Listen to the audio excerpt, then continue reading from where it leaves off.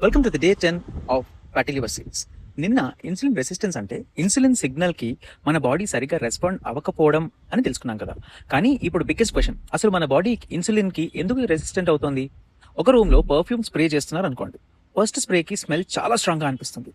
Second spray ఇంకా కొంచెం smell తెలుస్తుంది. కానీ సేమ్ పర్ఫ్యూమ్ ని ఎవ్రీ ఫ్యూ మినిట్స్ స్ప్రే చేస్తూ ఉంటే కొంచెం సేపటికి మనకి ఆ స్మెల్ అంత స్ట్రాంగ్ గా అనిపించదు.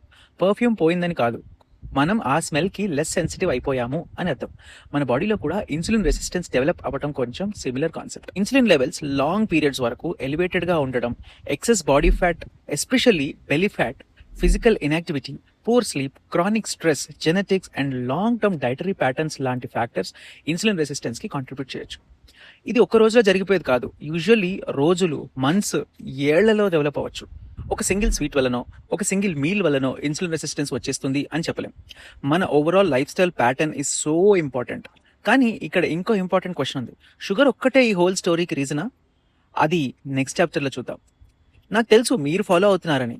మరి మీ ఫ్రెండ్స్ అండ్ ఫ్యామిలీకి షేర్ చేశారా? చేయండి, వాళ్ళని కూడా ఫాలో అవ్వమనండి. Thank you.